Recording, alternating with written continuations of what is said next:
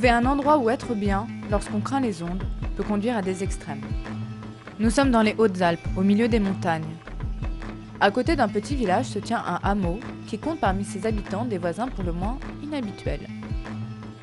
Sur les flancs des montagnes, une grotte est aménagée. 3 femmes électro-hypersensibles y vivent toute l'année, parmi elles Bernadette, ancienne hôtesse de l'air parisienne. Aujourd'hui, elle a du travail, car elle doit isoler leur logis suite à un imprévu. Actuellement, il y a un problème, vous allez le trouver tout de suite. Malgré, vous voyez le tuyau que vous avez pour le poêle, et ça nous conduisait des ondes jusqu'au poêle. Vous pouvez avancer pour la protection, mais pour que les ondes n'entrent pas. Voilà. Se protéger des ondes à tout prix, même celui de la réclusion. Bernadette habite ici depuis 1 an. Elle a rejoint Anne et ensemble elles ont aménagé ce lieu reculé comme elles pouvaient. EHS de l'extrême, elle ne supporte pas le réseau électrique. Elle s'éclaire donc à la bougie. En ce moment, Bernadette installe une protection particulière autour des lits. On installe un baldaquin. C'est un tissu qui est légèrement métallisé, du sweet shield, qui va faire filtre. Et elle-même, en ce moment, elle porte sur le visage et sur les épaules ce genre de tissu. Les travaux ici sont permanents afin de s'isoler. Pas seulement des ondes, mais aussi du froid et de l'humidité. L'hiver, voilà, l'hiver c'est assez dur, si vous voulez. Au bout de X années, on ne se rend plus compte. La première année, on se demande si on est en vie, si on existe. Et puis après, ça fait partie du quotidien. Voilà, le premier hiver, on appréhende, le deuxième hiver, un peu moins. On essaie, avec tout X couvertures et des petites briques qu'on fait chauffer sur le poêle avant. Voilà. Et tout cela est possible grâce à la solidarité des habitants. En fait, ici on a comment dire, on avance que dans l'urgence, quoi. C'est-à-dire qu'il y a une relation donc de proximité. Nous on bricole pas mal en dessous, on a tout le matos, donc du coup il y a, je dirais, une sorte, on se sent à la fois concerné et à la fois touché par ce qui se passe ici.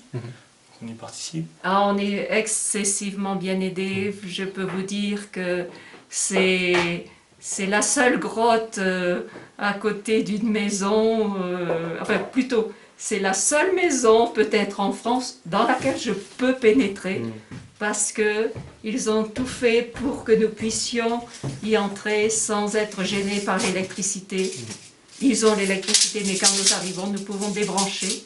C'est une maison qui nous accueille pour l'eau potable, pour les sanitaires, pour la douche et pour bien d'autres choses. La mairie de la commune est également solidaire en leur prêtant la grotte.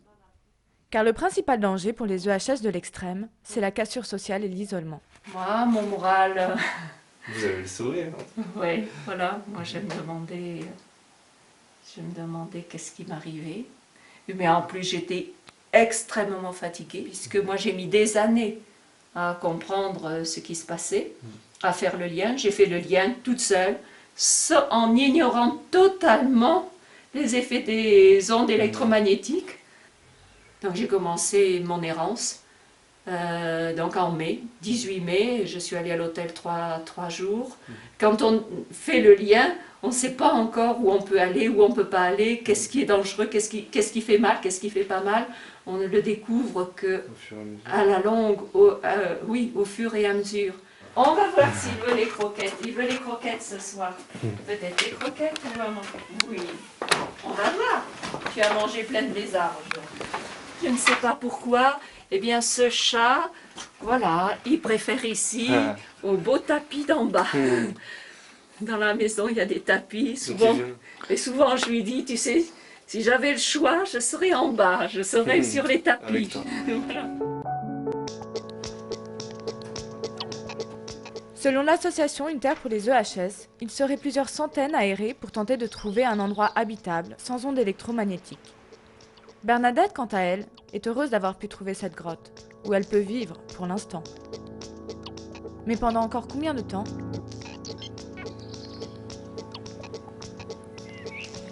Vivre dans une grotte au XXIe siècle, impensable, mais vrai.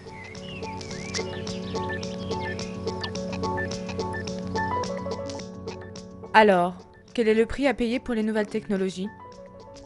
Pourquoi les études scientifiques se contredisent-elles autant? Et qu'attend l'État pour appliquer un principe de précaution? Aurait-on oublié que tous nos sens, et également notre pensée, sont issus d'impulsions électriques du système nerveux? De nos jours, nous sommes littéralement plongés dans un bain électromagnétique, et nous savons désormais que l'exposition à ces ondes n'est pas sans conséquence.